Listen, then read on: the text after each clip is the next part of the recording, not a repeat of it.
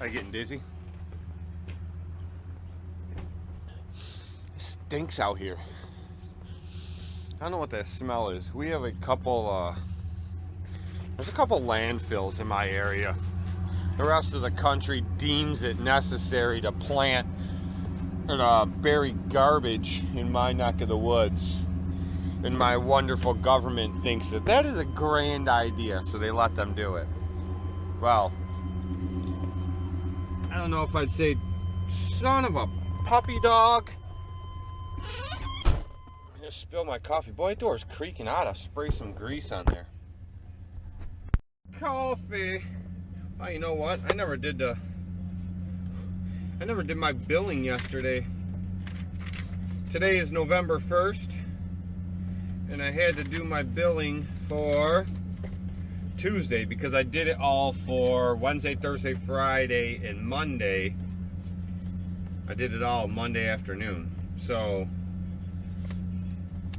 all I had left to do was Tuesday, but I had to go and see which lawns I was actually going to cut yesterday to decide which ones I need to bill out for. So, well, another camera, and all my cameras inside.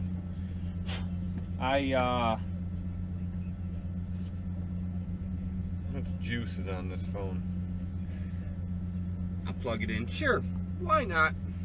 I'm going to the dealership to pick the Tiger Cat up. It's done. And then I'm gonna go do a bunch of mowing. And it's funny because I'm actually just going to pick the Tiger Cat up to bring it back here, dump it off. And I have the walker, the MT, in the front of the trailer.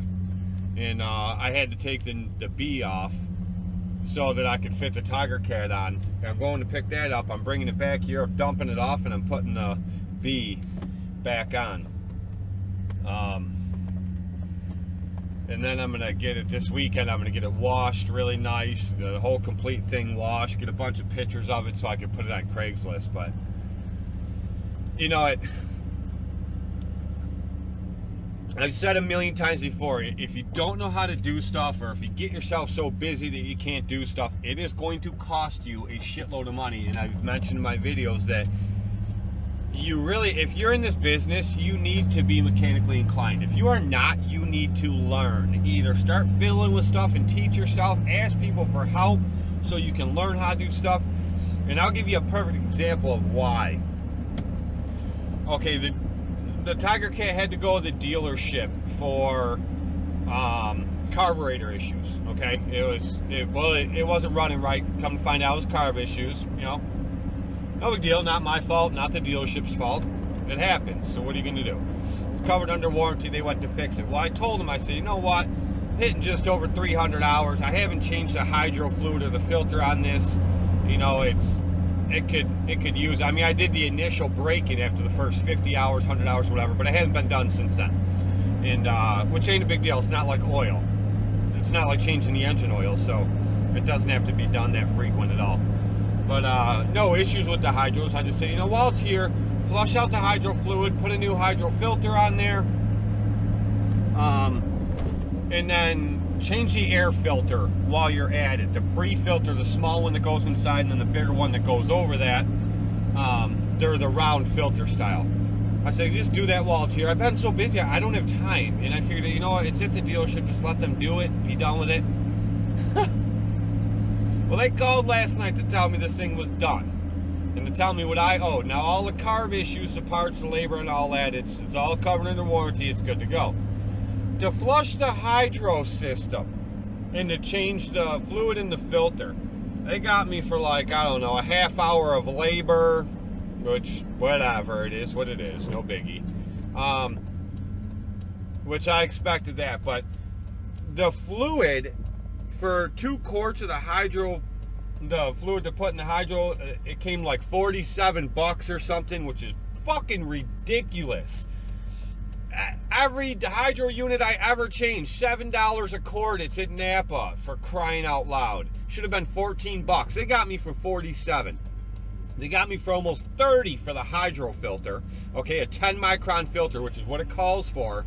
The filter is $11 at Napa. $11. They got me for $30. Okay. The air filter, the small round pre-cleaner one that goes in, and then the big round one that goes over that, they got me for over $20 a piece. $20 a piece. One was like $23, the other one I think they said was $21 or $22, something like that, for those filters. On Amazon, you get them, Kawasaki pre-cleaner filters, and it's like, I think $19 or $20 for the pair, the two of them. Now, I'm not talking generic shit filter, I'm talking OEM Kawasaki filters. It's like $21 at $21 at most for both of them. Free shipping right to your door. Okay? And then they got me for like 15 minutes of labor or something for changing those out. Now, what are you hiring? Semi-retarded elves? I can change out both air filters on 4 zero turns in under 4 minutes. I mean, whatever. I get they have to you know, make a living too. They got to do their thing, whatever. But crime in Italy, it cost me a shitload of money because I didn't have the time to do it. So altogether, I could have paid 20, 30, 35, 45. We'll say at most $45 for everything. For everything. And I could have done it all in a half hour. And they ended up getting me for, I think altogether it came like 189 bucks. Now, it is what it is, and it's one thing, and I told them to do it, and I knew it was going to cost a little more. It's a dealership. Dealerships always do.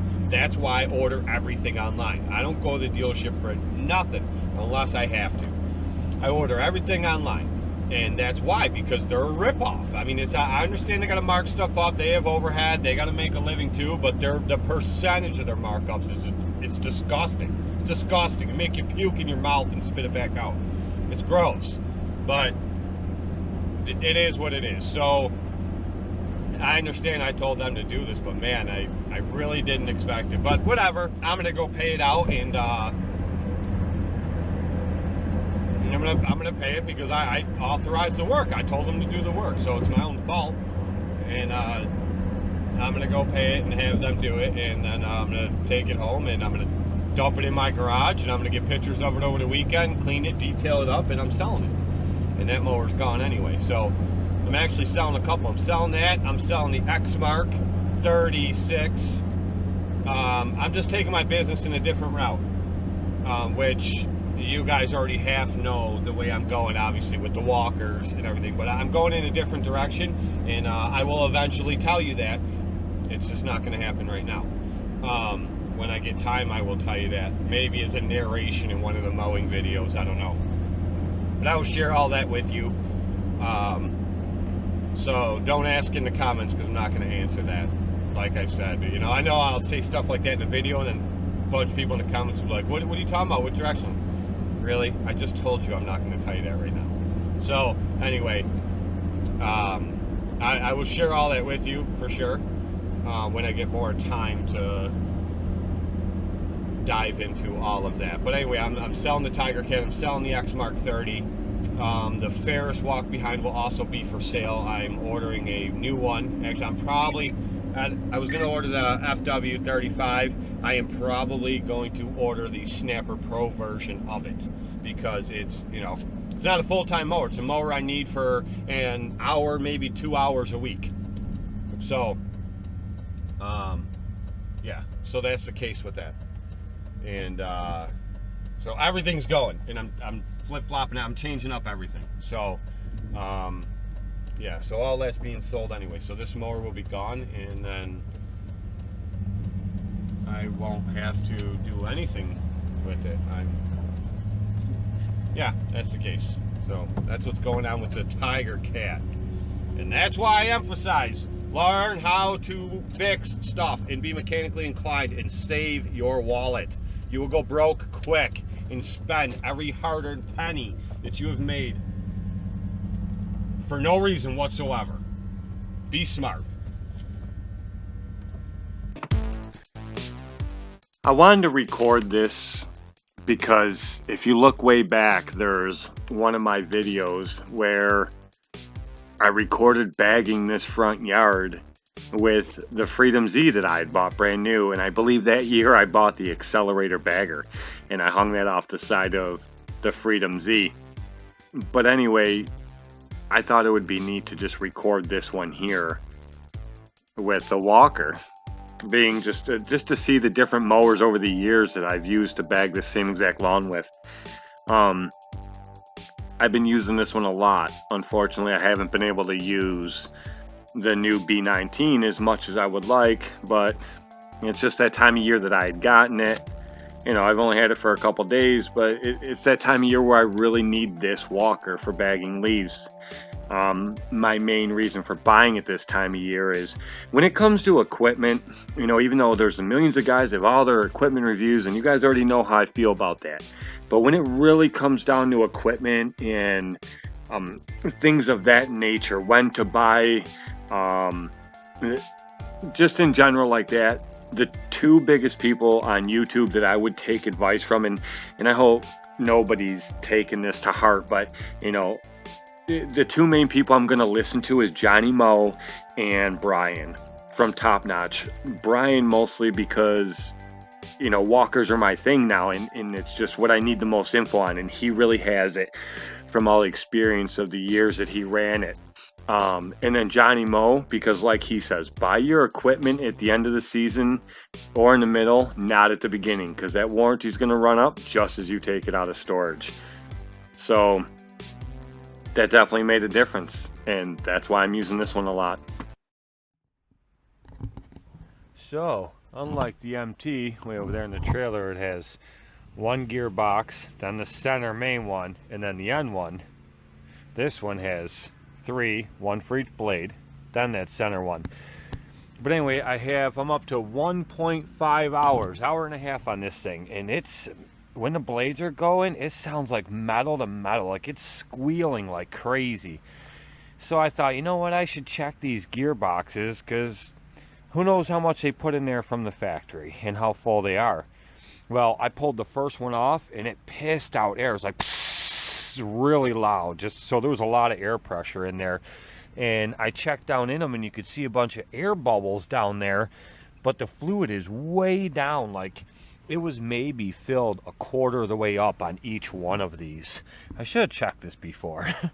So like on my MT, I fill it 3/4 of the way, and I got that advice from Brian from Top Notch, who's run walkers for a long time for other companies he worked for, and then you guys know if you watch him, the walkers with his business. So he's the wealth of knowledge for walkers. So I asked him, and he says, yeah, he runs his about 3/4 of the way up with fluid, and all the info I could find online was telling me the same thing, 3/4 of the way up. So that's where I've run that MT at, and it's been fine.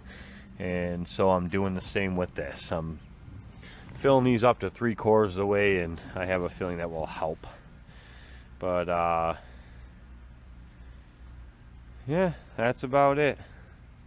Just